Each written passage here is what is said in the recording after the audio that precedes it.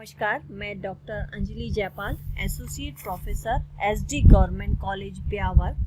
ई content में आज हमारा टॉपिक है समाजशास्त्री परिप्रेक्ष्य, सोशियोलॉजिकल पर्सपेक्टिव।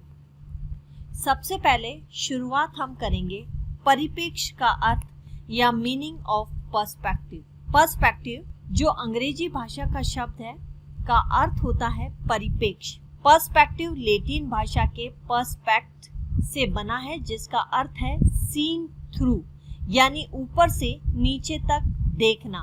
अन्य शब्दों में परिप्रेक्ष्य का अर्थ हम कह सकते हैं एक सिरे से दूसरे सिरे तक देखना या निरीक्षण करना है।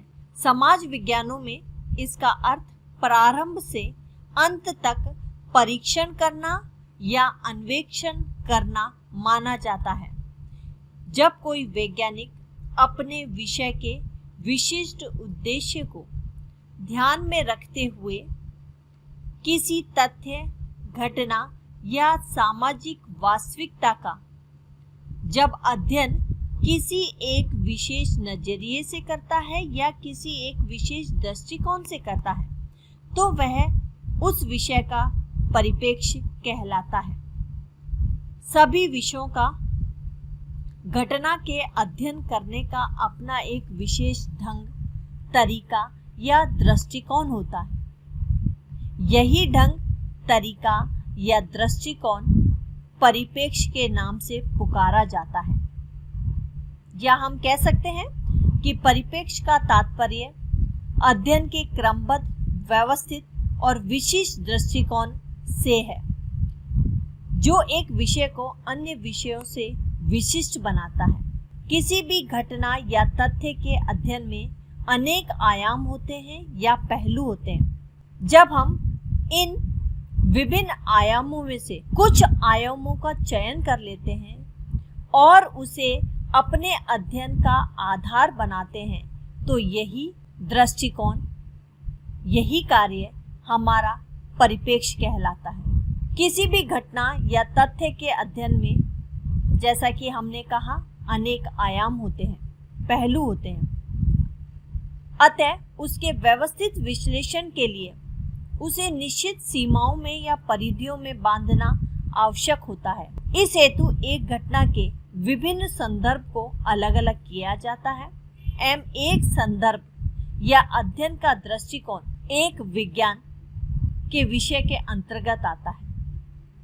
इससे उसके अध्ययन की सीमा निर्धारित हो जाती है। इसे ही हम परिप्रेक्ष्य या संदर्भ परिधि कहते हैं।